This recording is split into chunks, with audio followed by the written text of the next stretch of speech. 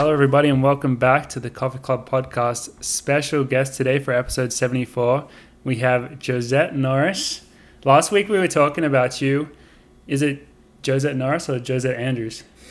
So legally it's still Josette Norris because I haven't filled out the paperwork, but I did race in Andrews for the first time, and I will be racing in Andrews and changing it once I do all the paperwork. That makes sense.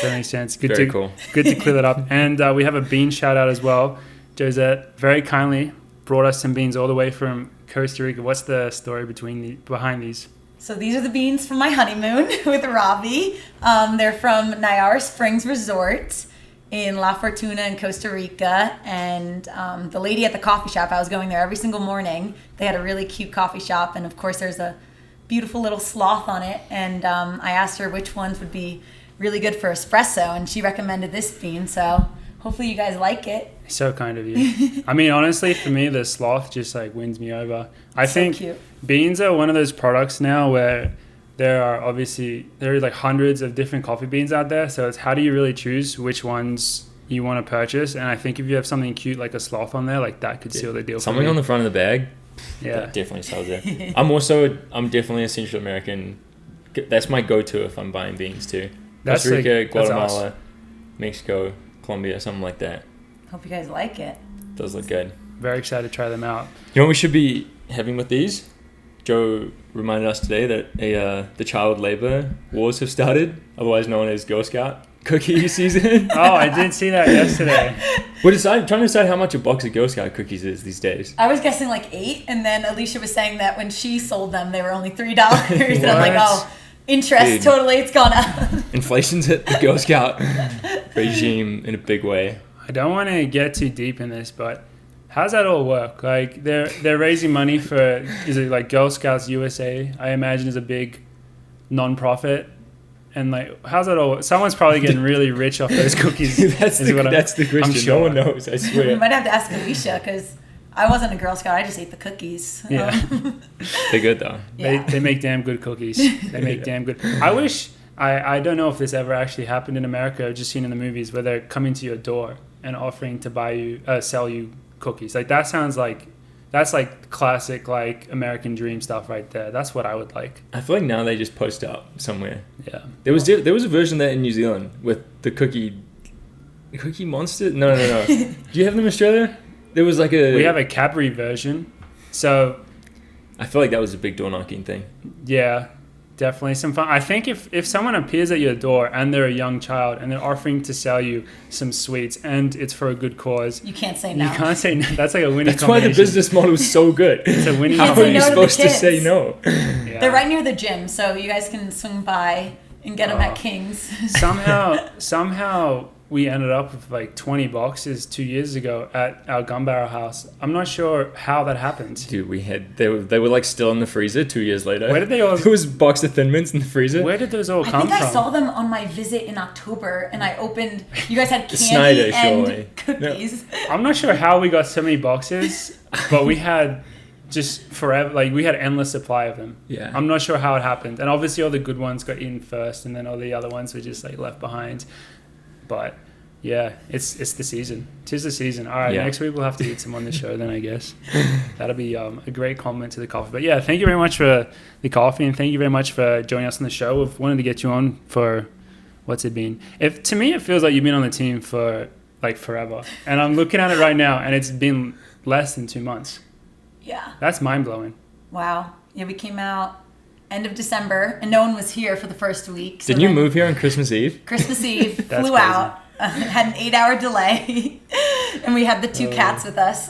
So that was a rough day. But we had plans with our friends Tori and Jackson for Christmas Eve, and we ended up getting to their house at 10:30. Luckily, they saved us some food to eat. But yeah, Christmas Eve. Christmas. That is a crazy Christmas way to do it. I mean, I guess at that point you're just like, yeah, let's get to Boulder, let's get to work. I mean, obviously, like you came on a visit maybe 3 months or 2 months before that, and we could tell when you were on your visit that you were already eager to, kind of get into the next chapter of the running career and all that. So it makes sense to just get on the road and get it done. And now you've been here, and I don't know how you find it. You feeling settled?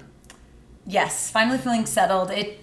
took a little bit. We actually spent almost 3 weeks at our friend's house when we first got here, so we weren't in our apartment, but now we're finally like settled in. Everything came. It just took a while for everything to get here with the cars and our pods, but now I'm definitely settled, and it's been like a super easy transition actually. I feel like not having to go from being like a college runner to a professional runner, like having 3 years of being a professional, it made this transition a lot easier. So nothing feels too new and scary. It's felt pretty smooth so far, which has been really nice. Yeah, and I imagine probably having that first really good race. So obviously like Millrose came second, 4:20. I think when you have that race, maybe, I'm not sure if you had any doubts before that, but after that, it's like everything is like, oh yeah, like this feels good, right? That was definitely validating. There was a lot unknown, honestly, going into that race, like just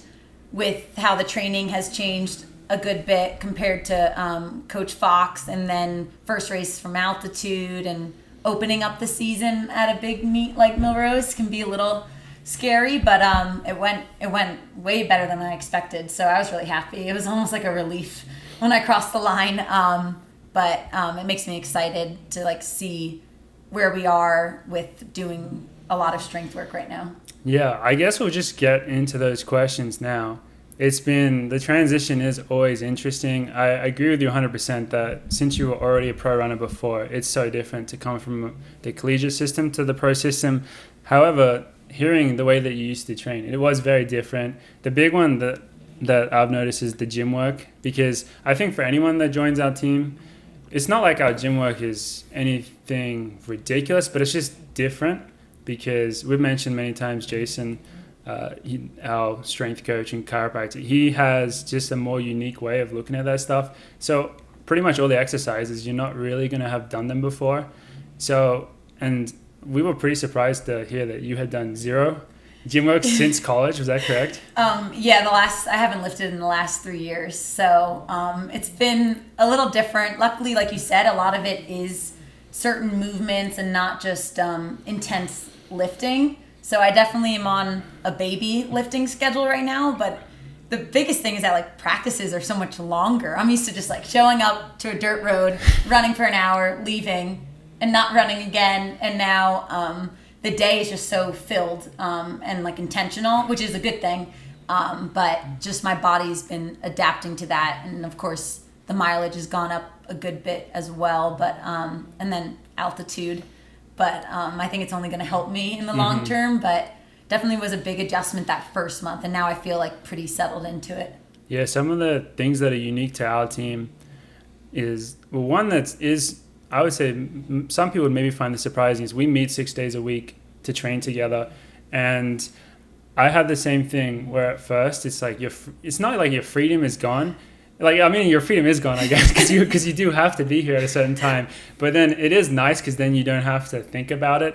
But that is an adjustment because, for example, on Team Boss, we would do workouts and then we would lift right after them. So like that's a huge day right there. Mm-hmm. The difference with us is that we lift the day after our workouts. So that's like our easy day, but you're still training for like 2.5 hours. Yeah. So it's kind of like, it's not annoying. Like once you do it, you're like, oh, this is nice. Like once you get in the routine, it is nice, but you do have to get used to it because you don't have maybe quite as much time or the same freedom as before. So yeah, we meet 6 days a week. Just one day is our like not meet day, but then often we still run together and stuff. And so that is a new thing. And then the other thing is just the workouts are long and hard. Mm-hmm. And you've been matching up with Alicia for not everything, but most of them. Almost every single workout, but one where I did a hybrid with Sage and Cinta, and then jumped in with Alicia. But we've definitely been focusing on the strength. Dathan was like, I'd rather you just get as strong as possible right now, and we don't do 1,500 meter stuff and wait until we really know what we want to do. So I've been linking up a lot with her. Of course, she's doing 1 or 2 reps longer than I do, but luckily with Coach Fox, like the workouts were intense. They were just shorter. Mm-hmm. So the biggest adjustment has been getting used to the longer efforts, like a 40-minute workout on the track. It mostly is like more mentally taxing than physically taxing because it's pretty controlled efforts when you do that threshold on the track, but it's a little bit different because Coach Fox would approach like the track as faster and shorter, and then we would do our strength not on the track. It'd be on dirt roads and over hills and a lot of like fartlicks and just hard efforts, but you never knew what kind of shape you were in because it was so hard to tell with no rhythm, no paces, and then you would just run on the track and be like, oh, I just ran a 302K right there in the middle of the workout and it felt good. Like you just never knew. But it's been really good. It's been fun. And yeah, it makes the easy days different when you have to lift after. That's always like a debate, I feel like, with people. Like, do you lift on the harder days and make your easy days easier? But it seems like we're approaching it as like a reset day. And I feel like I do feel better the next day after lifting on the recovery day to kind of like reset the system. Yeah, I agree. I think in the long run it's better. I think, you probably experienced this as well. It's difficult initially because the lift does make you tired and sore, but once you have done the lift for a month or 2 months, it makes you don't really feel sore. You do just feel like actually better after it, so then it all kind of makes sense. But I think we do have to ask, like, what's it like to train with Alicia? Because us guys, the whole time I've been on the team, the guys, we always have a nice crew working out together. Generally, like, we're all getting after it together, and we're doing big workouts, but there's like 4 of us to like share the pace. And then Alicia has always been just doing a workout which is the same or more relative intensity, but just absolutely solo. Mm-hmm. And she hasn't had, I think, a training partner since she's joined the team, I don't think. So what's it like to go head to head with her in the workouts? It's been, I feel like, really cool working out with Alicia, honestly. Yeah. I'm like, oh, wow, I'm working out with Alicia Munson right now. Like, this is great. Like, it gives me a lot of confidence. I was surprised. I did like ask her on a run, like, who did you work out with on the team before this? Because she was acting like she hadn't run with anybody. And now Robbie's been helping us a lot, and she seems like really happy about that. Like, it's our little crew of 3 people right now for workouts, but it does seem like she hasn't been able to work out with anybody. And I think she appreciates having training partners, and it's been great for me. I think luckily Dathan's been pleasantly surprised with my like aerobic capacity. I think he thought I was more of a 1,500 meter like runner compared to the 5K, but I think I get to the mile a lot from strength work, from the 15 or the 5K work. So it's been really great for me. I'm actually also pacing Alicia in the 10 next week, which will be in 2 weeks. Yeah. 3 weeks. No, 2 weeks. Yeah. 2 weeks. Which is 2 weeks away. Yeah, 2 weeks away. So that's going to be a really hard but good effort for me to get out there, and it's going to be really fun to chase after a fast time with her. Yeah, should we talk about what their pace is real quick?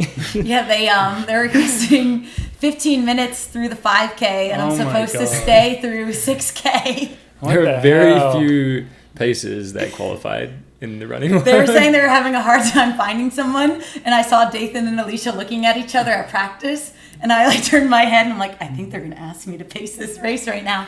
But luckily I'm excited about it. I think it'll be fun. The pace lights should help me too. Never paced a race ever. It'll be a first one, but pacing is scary. Yeah, it's a little more stressful because it's like I think the lights will simplify it a lot though. Mm-hmm.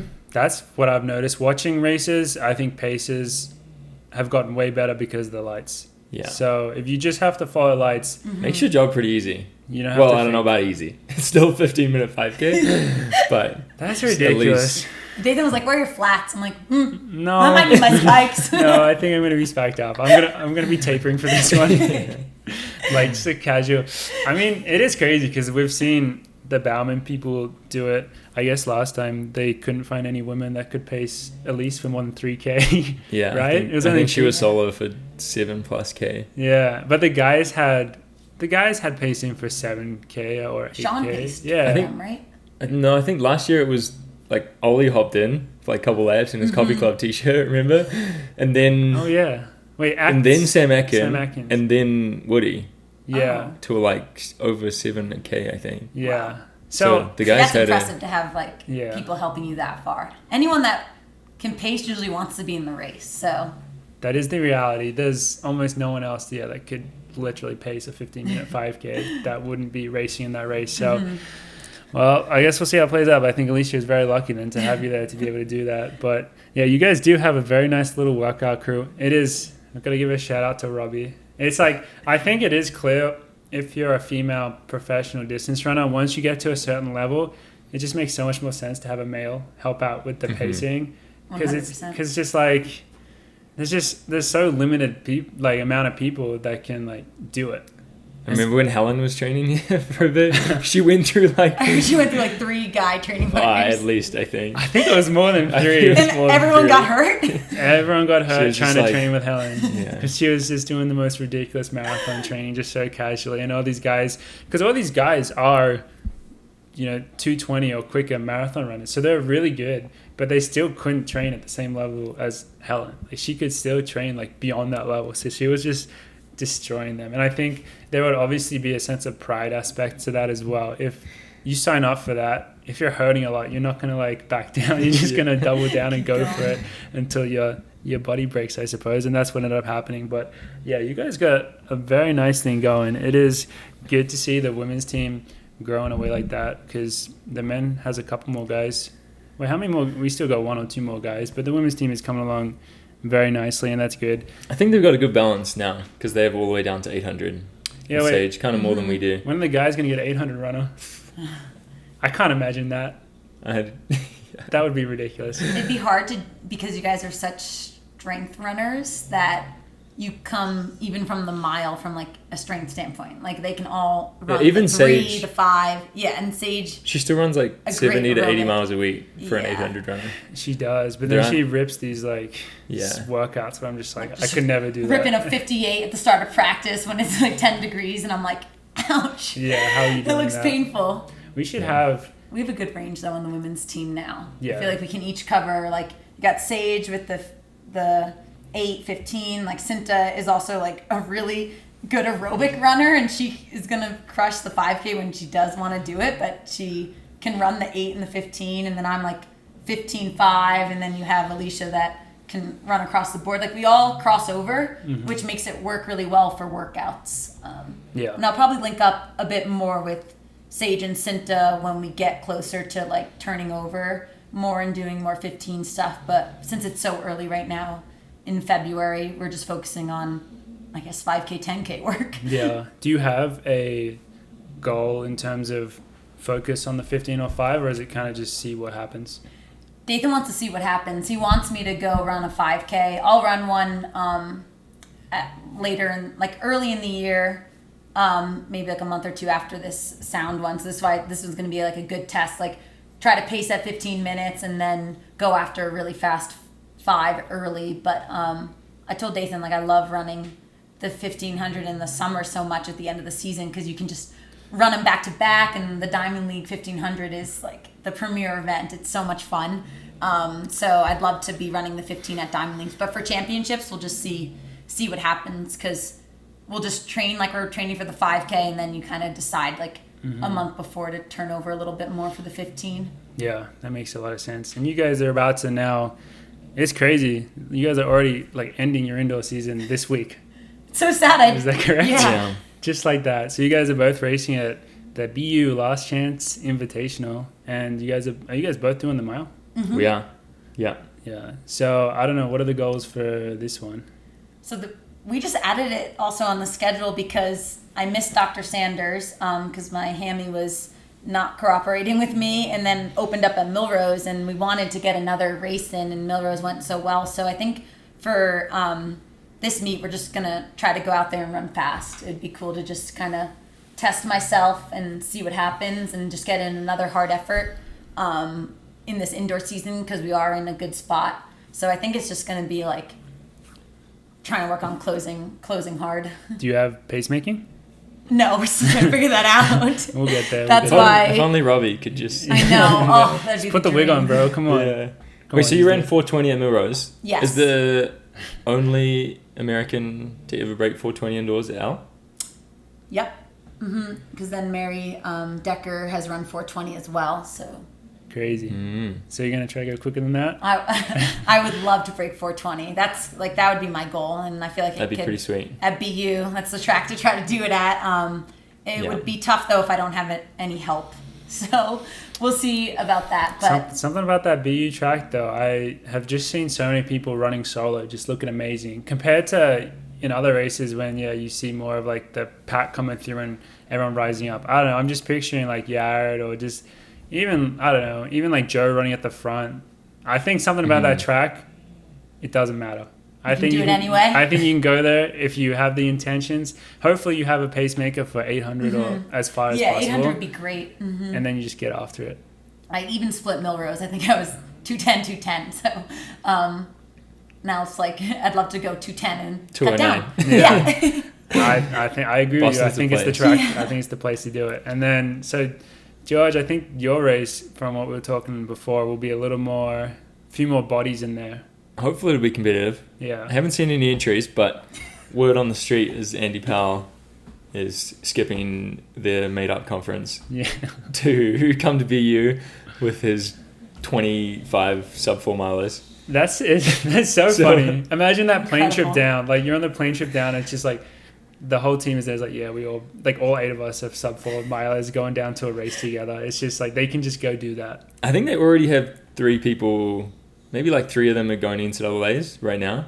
So I don't know if that means some are more trying to make in AA's or those top guys. Likely, if they're racing again, you would think they're going for the collegiate record. Yeah, like what's the Why actual else goal? Would you go? Yeah. What is the 16 time on the men's mile list right now? 55. 55, I'm pretty sure. It's almost when you have that many good runners, it's almost too many bodies on the BU track. At the Dempsey, it's a bit more spacious. At the BU track, like there's gonna be a lot of bodies out there. Yeah, just gonna throw down with some college kids. Yeah, should be fun. I think the you versus Joe Wascom, I believe, is going to be very good because you guys both have amazing kicks, but he looks like he's incredibly like in a lot of pain, and you look the opposite. George never looks like he's even trying, and his legs are moving so quick. I feel like my last lap prize money thing, it didn't catch on after the last episode. We'll see what any happens. Comments about that? We'll see what happens. How do you? We were talking about. Well, I was suggesting there should be an incentive to get the fastest last lap of the race, like in Formula One, but I don't know. I guess now I'm thinking about it, my only counterpoint is that everyone is already trying to do the fastest last lap. If you think about it, it's the goal. Yeah, that's true. But you want it to be everyone's rewarded. also trying to win. Yeah, so it's a tough one. I still think, I feel like there's an opportunity there. There's something there. There's something there. Maybe I should just be putting my money where my mouth is. If anyone, just some form of a bet. Wait, that sounds illegal. Yeah, probably not. I don't think you're allowed to bet on yourself. If anyone runs a faster last lap than me, I'll like Venmo them for something. That sounds off the record. Yeah, that sounds pretty illegal. And I don't know if I can pay a college kid. We'll get the Coffee Club lawyers out before we say anything official. Am I allowed to pay a college kid? Probably not. That sounds not I don't think legit. they're even allowed to win prize money unless it's to cover expenses. But now with the new rule, maybe they can accept. There's probably a loophole. I'll create an NIL where if you run the fastest last lap in the race with me, I'll sponsor you a one-time fee. Except the whole thing with the NIL is it's not allowed to be linked to performance. Yeah, fuck. It has to be linked to your name or something. Mm-hmm. Your name, image, likeness. We'll consult with... It's off the record anyway. This is just spitballing. But you did mention that maybe Cooper is running. Is that true? Or... At Millrose, Cooper said he was going. Okay. So some other unless something's changed. I'm pretty sure Cole was planning on, but sounds like he's had another injury, bad luck. Yeah. At not racing at USA's. I think for a different reason than he didn't race at Millrose. So that's a bummer. Yeah. I'm sure there'll be like every single weekend that I've looked at the names of the results from BU, I've been like, wow, all these good runners were there. Like every week, it's like a ton of good runners. People are going every single weekend. Going there. Like it doesn't matter. So I think... I know Johnny's running, actually. Oh, he is running? Yeah. Okay. Plenty of good runners. Lives just down the road these days. Yeah. So why not? So that'd be sweet. I'm sure it'll be good. So we plan on doing a little OAC race recap / preview because this is, we are in between some big weekends of racing. We haven't even mentioned it yet. Ollie obviously not here again. He's in Australia. because he just raced at the World Cross Country. So we've got to give a big shout out to him and the rest of the Aussies for getting the bronze medal in the relay.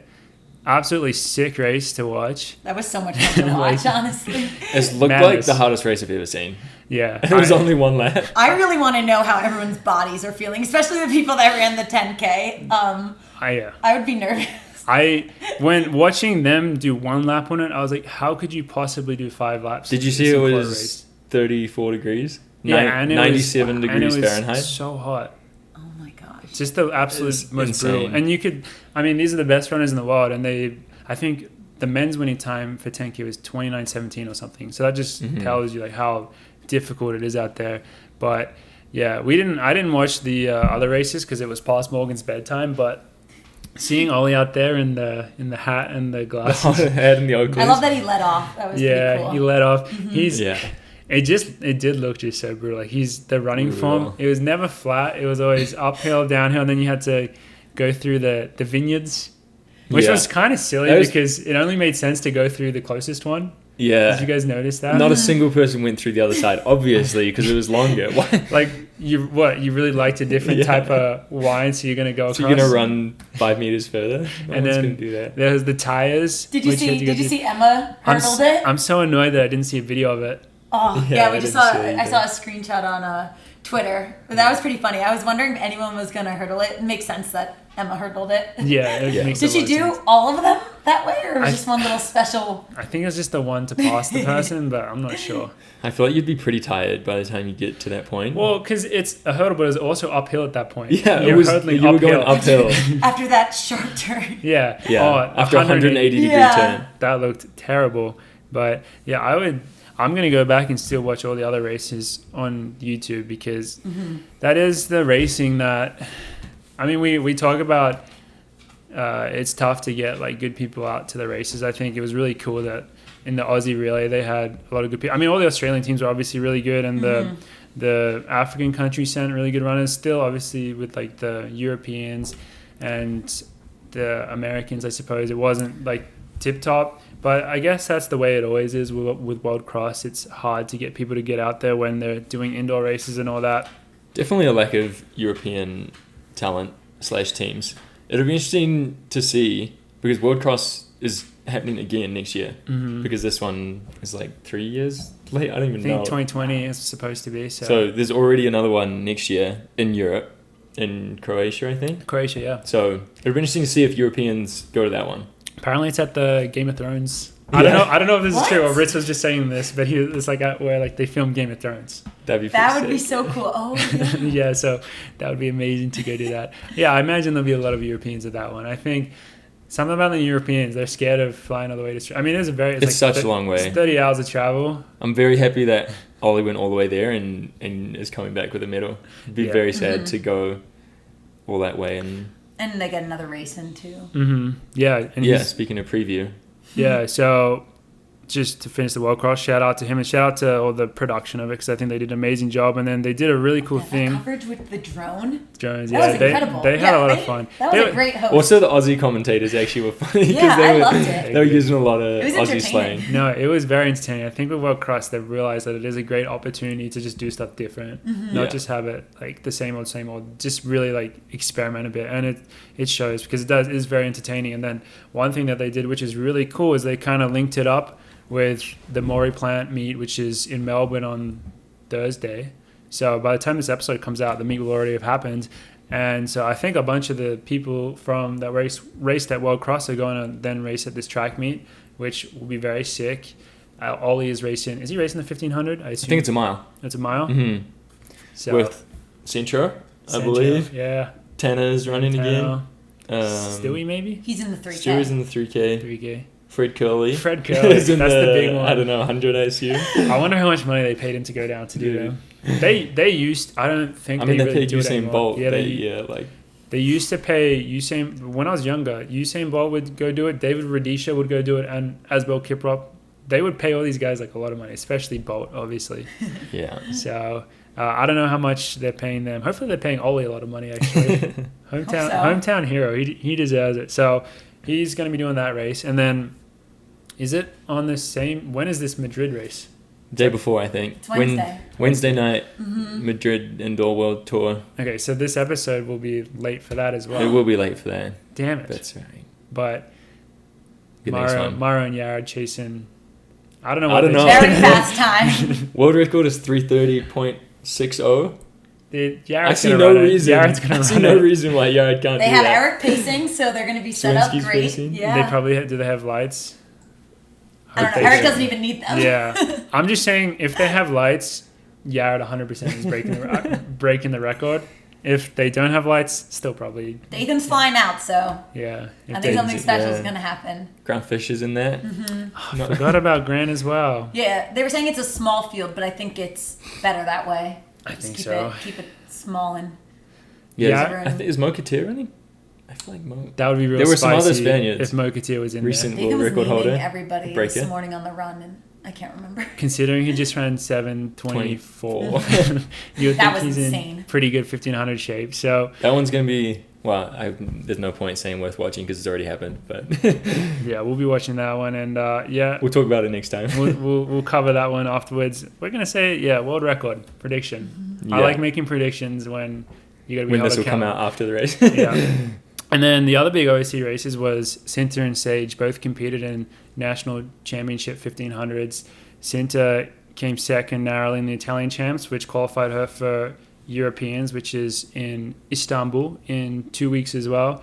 And then Sage also narrowly came second. USA's getting beaten by Nikki Hiltz in it was a slow race. It was a big kickdown, 58 or 59 last 400. It was like the best They race both there, actually. closed really hard. It was really entertaining to watch. It was really good. Yeah. It was a good battle. I think 58 and 59. That sounds so fast. It That's is. like 800 meter pace. So fast. They said they were jogging to start. That would be like guys closing in like 50, isn't it? I think 50. they were I don't even 3 know. minutes Something like through that. the sounds- K. Yeah. I guess when the races were at the altitude of Albuquerque and no one wants to go too fast at the start of the races there. We were ragging on USA's last week because we were just like, no one cares about it. But the races were kind of entertaining. The ones I saw were pretty cool. I still need to go back and check why. Did Josh Thompson end up getting DQ'd? Yeah, Got that's DQ'd. bullshit actually. What's up with that? It was like the smallest like hand bum I've ever seen. I didn't It's like notice indoor racing. It's a anything. 200 meter track and they're running like 26-second pace. Of course, there's going to be like a little bit of contact. It's not like a no contact sport. So That's a tough And call. he like was just a class above too. He didn't even look like he was trying. as soon as that So, race, it's a bummer to see. yeah, when in a slow race like that, that's a Josh Thompson race. Yeah. He's got that spicy kick. So He responded well when everyone started to go, when the race really started. I feel like Yeah. all the championships He should have just are been still in like lane entertaining. 3 yeah. Yeah. just to make sure. Next time he'll have to Next do time. that. So annoying though, these DQs and all that, but what are you gonna Yeah. do? Such is life. I guess it is annoying when they're just not consistent with it because then you just don't know. Like sometimes people do the most horrendous things and don't But yeah, get I think disqualified. someone said Matt Fleet retweeted a video of Sage getting tripped at USA's when she broke her wrist. Oh yeah, The So there girl- was no DQ with that? Nah.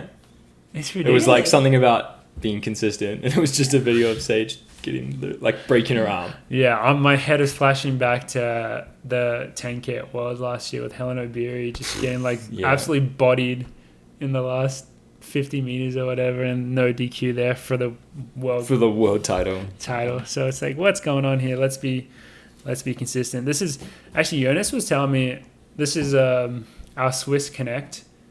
So this is I doubt anyone would have heard about this in the US, but because yeah, it's big news in Switzerland though.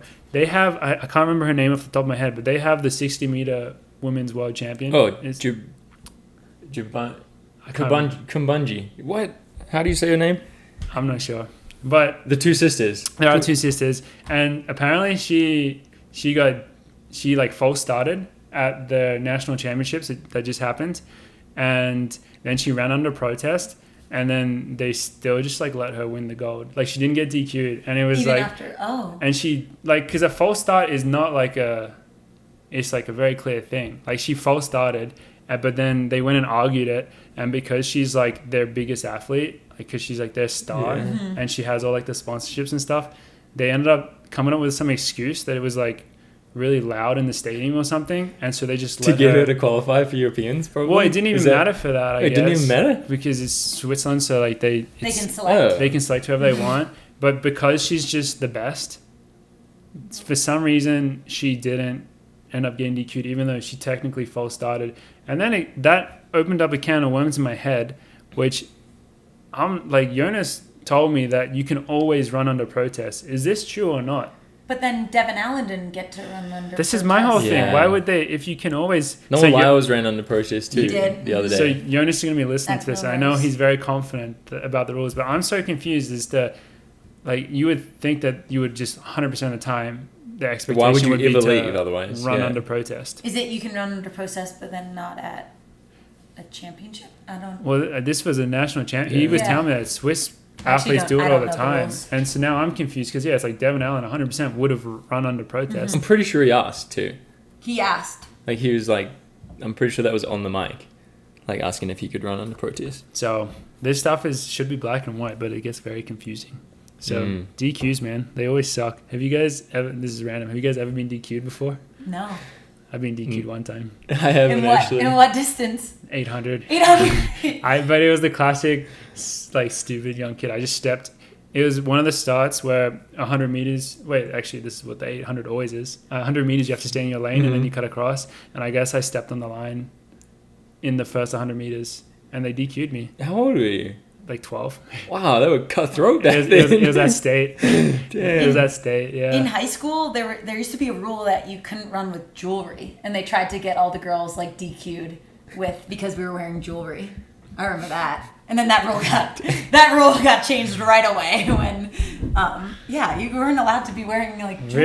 Really? Was that a New Jersey? I don't know. Little But then we high would school always room? like be like taking our earrings off on the line. What? There is some funny rules out there, but yeah, DQs always so funny.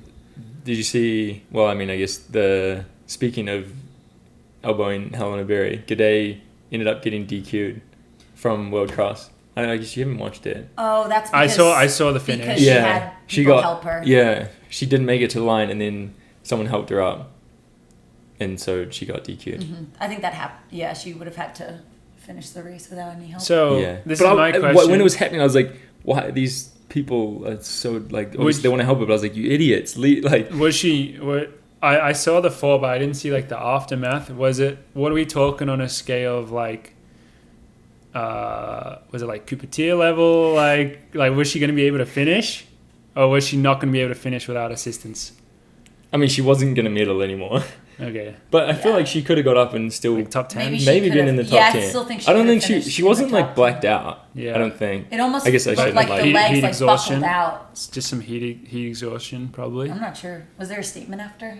Yeah. Didn't see one. Yeah, that I is mean, a obviously her weird health concept. comes first, but it's Yeah. like she probably still wanted to finish. I mean, that could have cost her a bunch of money potentially. I'm not sure with the contract. I don't know. It could have even the team The result team title. too. Yeah. I don't know who Such a ended big up deal winning. for- Wow, that is a weird one. Yeah, because you gotta someone's collapsed in front of you, you want to help them out. Wait, if a competitor helps you out, That's okay. is that okay? Because I I've think seen so. I've seen that happen before. That's What if- okay. What if it's it's your teammate? Could like another Right. Ethiopian go help her? This is a whole can of worms right here. There must be some like quite Get long, out the rule book. There must be quite a long track rule book. Yeah. Now we've just talked about 10 different ways to be DQ'd. Because I've definitely seen races where someone else helps someone that's fallen over and they don't get. Oh yeah, DQ'd like in the Olympics. At the Olympics. Mm-hmm. with Abby and Abby. Nikki. Yeah, I guess if I They don't were think they got DQ'd. DQ'd. I guess if you finish at like last, they don't care. Like no one's gonna like protest that if it's that bad. I guess if it's like your Ethiopian teammate helping you, so you guys are both like top 15 or 10 or whatever, then it's a little more sus. But I don't know. That is a weird situation where I bet people were yelling at them like, "Don't touch her," but then they were like, "We have to help her because she's collapsed right now and she needs medical." She like 'cause Maybe you never she did, know. yeah. You never know. Like it could. Not to be dramatic, but it could be a life or death situation. Mm-hmm. I don't think they helped her to the medical team. I'm pretty sure they just helped They her just over dropped the her line. on the other side of no, the line? actually, I don't know that. I need to go back. I'm sure they did. You might have to fact check that one. This is reminding me. thank God I didn't forget this. I have to give a shout out to my mom who competed at Oh, yeah, you go. competed at the Masters. So the day after they had Masters races, which are also in the heat of the day, like so dangerous. That's And amazing. She came third in her age group. Mm. So, Congratulations. well done, Mom. And she said that she wanted to give thanks to.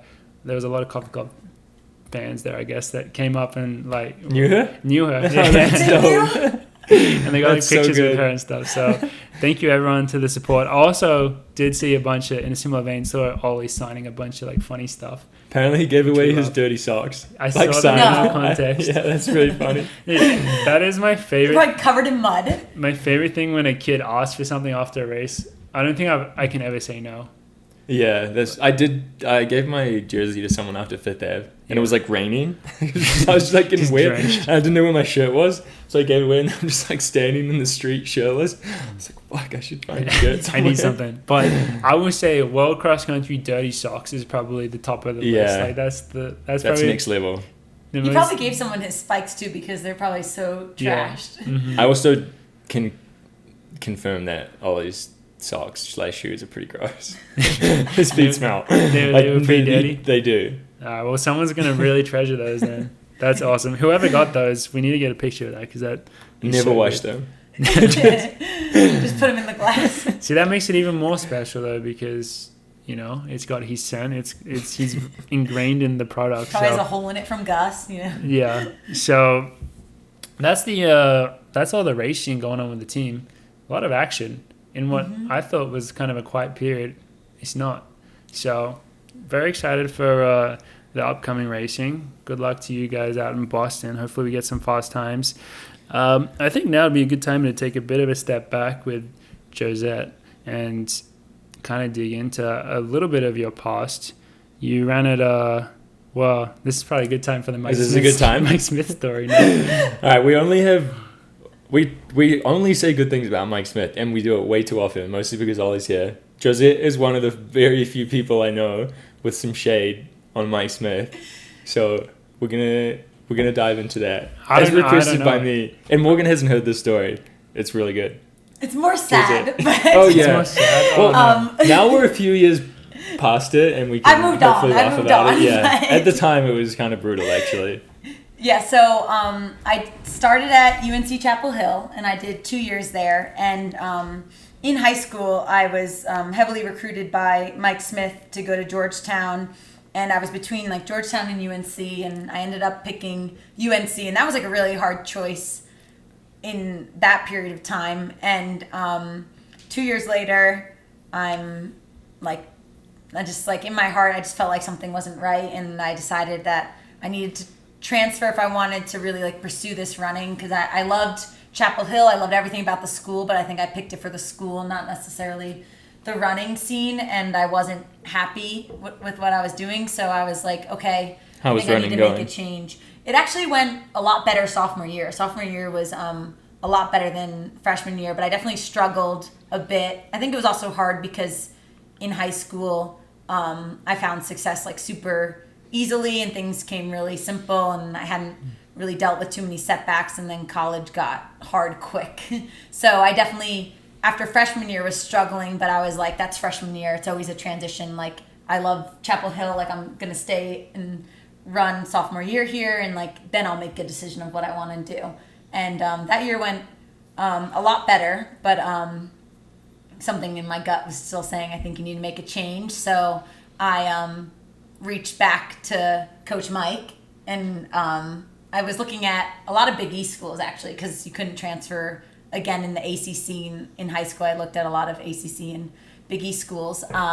So I was definitely interested in running under Coach Mike and going to Georgetown. And I was looking at Villanova and some other schools too, but I felt like I really liked Georgetown in high school, and I had a relationship with Coach Mike, and he was still interested. And I was like, I feel like this would be a really smooth transition to go to you and train at Georgetown. And that summer, I had heard a lot of rumors that Coach Mike might be leaving to transfer to go to another school.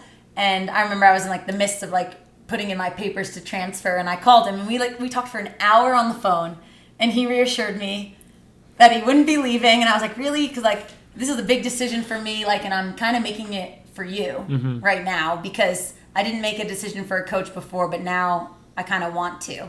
And he reassured me that he wouldn't be leaving and like everything was good. And I felt really sure that I'm like, okay, I think we're good. And I transfer, and a couple days later, I see an announcement that he's going to NAU. No way. And I was like, what did I just do?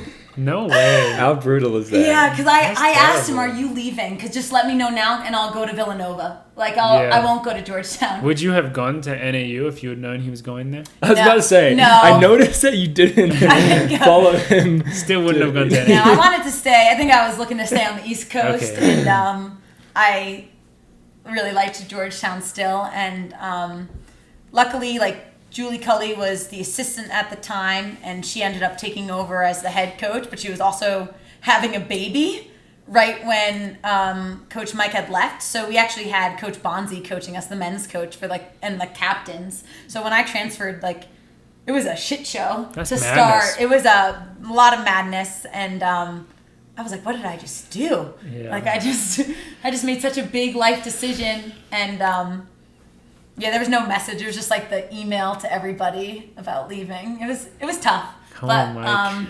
Luckily it all worked out eventually. My 5th year. I don't know what to say about that because if he had left even like a month later, it would have been less bad. But the fact that it was literally 2 days later, so he Yeah. must have already known. That's He Yeah, I must, wonder he how must it- have already known. So I was upset. But at the in that yeah, you moment. must have really not liked him for a little bit because it's like I was You- more just confused of You would think he would have But- been like, yeah, so I'm actually going to flag. You should come there. Like, you'd think he'd be trying to recruit you to NAU if he knew. I Now- Unless he actually didn't know. I But it remembered- seems unlikely. I remember during the conversation, I even was like, we were talking on the phone, and I had him on speaker, and I was like typing out what he was saying just to see if I could even figure out if there was any little hints, like, is there any Crack the word codes. drops that I'm hearing? And now looking back, like, the one hint was that, like, oh yeah, like, you'll really get to know Julie Cully, like, she'll be a great mentor for you. And I'm like, was he hinting that she was gonna be my coach? maybe he was. I guess yeah, probably there's just so much more like complicated stuff going on. I think you see it whenever a coach leaves, it's always like madness and there's so much going on, and it is unfortunate, but at the end of the day, in like collegiate coaching in particular, you do have to kind of make the decision that's best for you. And I think he probably still felt like if he hadn't done the best job possible to recruit you to Georgetown while he was still technically the Georgetown coach, he wouldn't have been doing his job. Yeah. I think he And saw it as might have like been an opportunity for Georgetown too, and for me to have the chance to go there on your scholarship, the same one like from high school, just like have that chance. And then it was still a great school, and the team was incredible.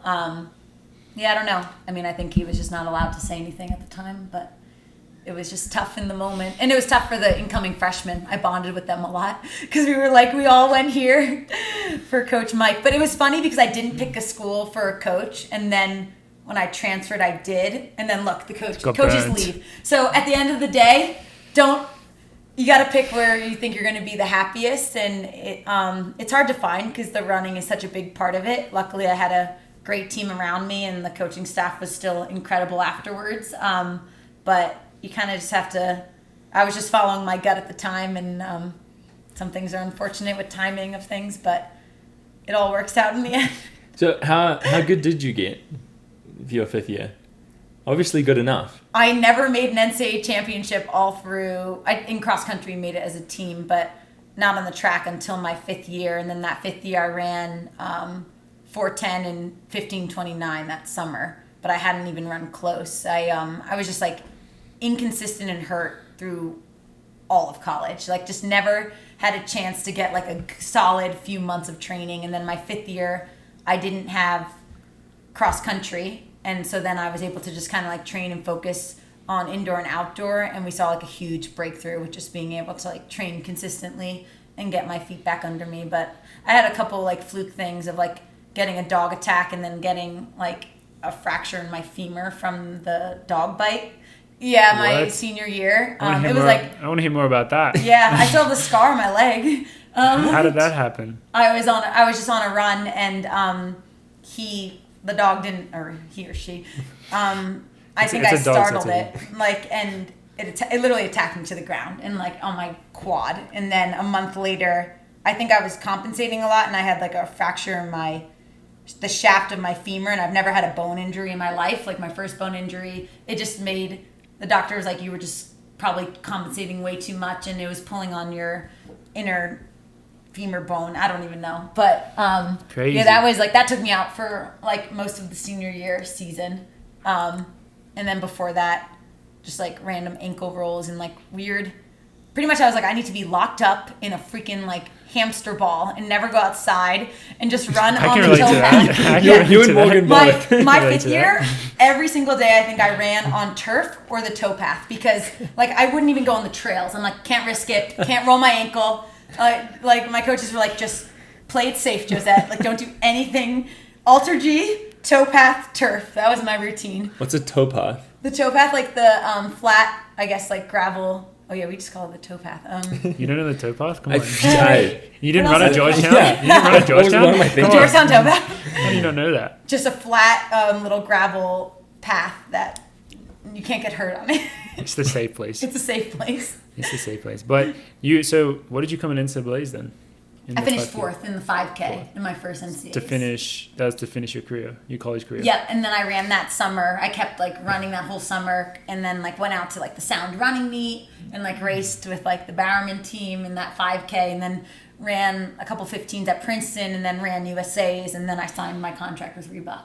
Yeah, well, clearly you did well enough to get the attention of Reebok, which is pretty sweet. And then, were you looking anywhere else?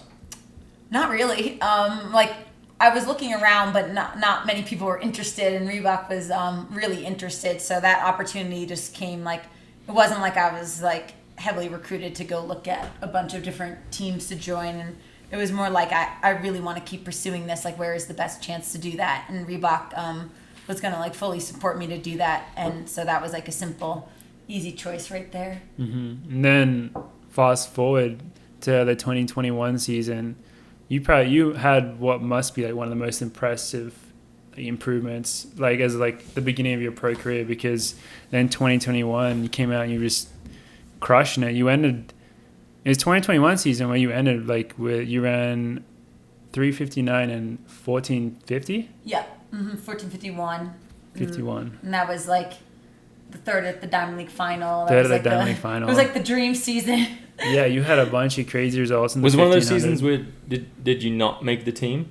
I didn't make the team in the 5K, and then we decided I trained really hard for a month, and we were like, let's run the 1500 to get ready for the Sound 5K a week later. And it was a great race. Like Jess was in it, Danny Jones, like a lot of big names because they were getting ready. Rachel, they were getting ready to go to the Olympics. Mm-hmm. And it was like set up really well, and I ended up running 3:59. It was like a Kate Gray season. Yeah. I didn't make the team, but then and then that got me into Prefontaine and then Lausanne, and then I finished third at Prefontaine and third at Lausanne, and they're like, oh, you can run Brussels. I was like, great. And then I ran Brussels, and then that was enough to get me into the Diamond League final, and it was insane. Like it was weird because we switched focus completely from the 5K to the 1500, and it was like the most pleasant, refreshing surprise, especially after not making the team in the 5K. And like going into that season, I ran that 14:51 at a meet earlier in California. It was like paced by Emma, and Rachel was in it, and Emily Sisson, and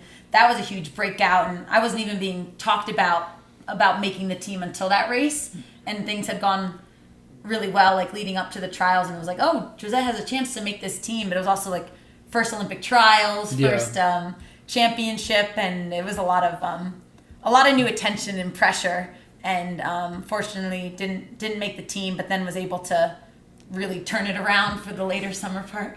Yeah, I don't think I've seen many races where I watched the video of that race and you're already celebrating before you cross the line. I don't know if you Which saw one? When you break 4 at the Sound running meet. She's like crossing the line. She outkicks Jess Holland. She's crossing the line, and like you can. I think I ran like another 20 meters. Not like you with your finish lap from the Millrose, but I kept running, and I felt like I was high. Like it was like you could see the look on your face floating. that like exactly what you just described. Where it's like the nicest surprise kind of like you change plans and it just like clicks. Did you break 4 again in the Diamond Leagues? No, I ran 4 flat .07, and then I ran another 4 flat .2. I kept running 4 flat, and then in the Diamond League final, ran 4 flat again. But they were all huge closing races. Yeah. Even the 359, I went out in 2:12 and closed in like a 2:04. It was like it was an interesting way to run it. I think that's like more, and that's my style of like running it easier. But now with races, just you go out so hard. Yeah. With the races these days, but yeah. So I kept running 4 flat right around there. But honestly, when I broke it there, all I cared about was then like competing. Like I wasn't even thinking about breaking 4 going into that meet. I knew I was in good 1500 meter shape, and all the other races were like prepped for the 5K, and this one's one where like, oh, you're really going to be like tested and have a great opportunity, a perfect night in California, great pacing, and it all clicked on the day. I mean, I feel like there's something behind this in that you were training for the 5K and had your best 1500 season. Like I feel like that's not a coincidence, and probably a good sign for what you're doing at the moment. I think like that's it seems also, like you're doing 5K training, but still running 420 already. That's what gets me really excited, and Dathan too, because then last indoor season we went kind of hard on the 1500 to make the world team, and made my first world team and got to run in Serbia and finished 5th, but we were definitely hitting the 15 a lot harder compared to the year before. And then I felt a bit tired from doing all that 15 work, and we like totally shifted to the 5K and doing strength work, and then I actually got hurt and strained my hamstring like as we were trying to get back to the 15. So I think this approach this year, Dathan was like, I would rather you be slow right now, and we were like too cautious and just focusing on your strength, than you hitting the track season hard for this indoor season, especially when nothing is really on the line. So I think we've been taking a more like conservative strength approach right now, and mentally it feels a lot better, and physically it's helping because it showed in Millrose. Yeah, if you are going to look back at like that huge jump that you made to get you into, from kind of like just signing a pro contract to like being like one of the best US distance runners, like if you look back at that, what are kind of the lessons that you take from that? I mean, I'm sure you've looked back at it sometimes like when you want to try learn from it, and I'm sure there's like some lessons to share with other people as well. I think, like, so 2020, that was my first year as professional, and that was the year of COVID, and that was just so hard because one, adjusting to Coach Fox's training, it was taking a long time to click, because he's the type like kind of throws you in it, and it's like you just wait for it to all click, and it literally took me a year for me to like accomplish a tempo under him.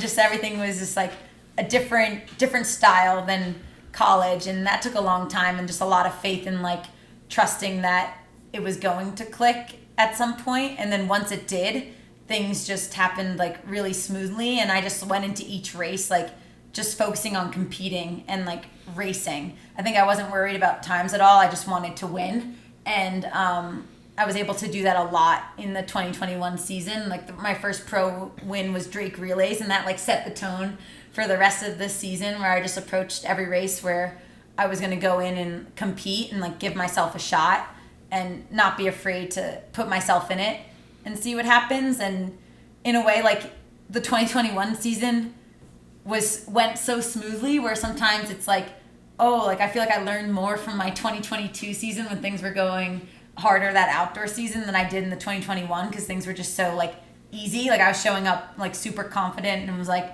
I have nothing to lose. I'm just going to show up and compete. And then in 2022, every race was like the status of a Diamond League. Like I opened up the outdoor season at Prefontaine when like there was no little meets going into that. Like even this year, like opening up at the Millrose games, just like it gets hard when you like opening up at such a high level, and you just kind of remember. I remember we were doing pre-meet together that day, and I was like asking how you were feeling for it, and you're like, well, I haven't raced yet, but tomorrow's Prefontaine, so that was funny. This is crazy. Yeah. And then even we ran into Nick Simmons on the subway going into Millrose, and he was like asking the team like what they've done, and I said, oh yeah, I'm opening up. He's like, so you're opening up at the Millrose games? Like, how does that make you feel? I'm like, it's a little scary, but thanks for asking. I did it last year, so we're gonna do it again this year. Just everything gets a little bit elevated, but I think it all goes back to like trusting your training and like your progression, and like really focusing on yourself and not worrying about like how other people are getting to their point, because everyone's journey is so different, and my journey has definitely been really unique and different than most, and I'm just like really grateful to be healthy and have the chance to race. Yeah, I think that's a very wise takeaway. I think for anyone who's listening, because we do often get questions about people struggling with injury, and one of the positives about being injured is you do learn a lot. Like, and not just being injured, but also, any of the difficult times. When times are good, you don't think. You just press it. You just keep running with it. But then when you're tested, that is when you really learn more about yourself, and you learn some lessons that are probably going to help you now for the rest of your career, whatever. So now you probably, now like when you're in 2021, you're just crushing, and then 2022, you're probably like, all right, we're going to keep crushing. Like, you don't think it's ever going to, you don't think about that. But now you know for sure, more probably what it is you need to be able to perform. And now you're in this new setup, and you're like, I got everything I need. I'm in the right shape, and now it's just time to race, and you kind of have that mentality. So I think in the long run, it does help a lot.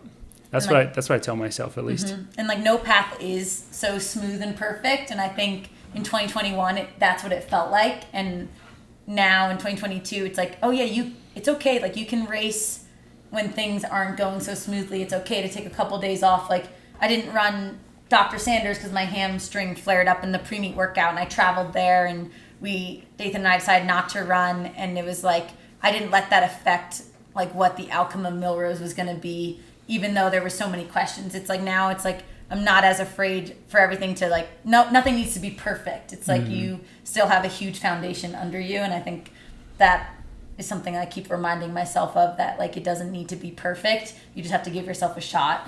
Yeah, now things are good enough, and that you're in the right spot. It doesn't matter whether it's opening up a Millrose or it's pacing through 15 minutes of a 5K. You can do it because you've got that foundation under you, and that's probably the best feeling.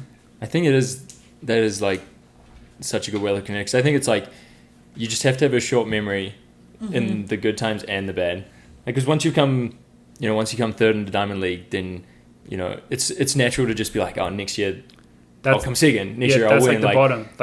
You put that pressure on yourself. When you set the bar that high, it's dangerous to just compare yourself to that every time. You kind of have to just forget that happened, and then equally forget whether it was a bad day that came up, and just take each one however it's going. Because unless you're Jakob or maybe Jared at the moment, most people do a lot of losing in this sport. There aren't that many people that are just winning every single time they step on the track.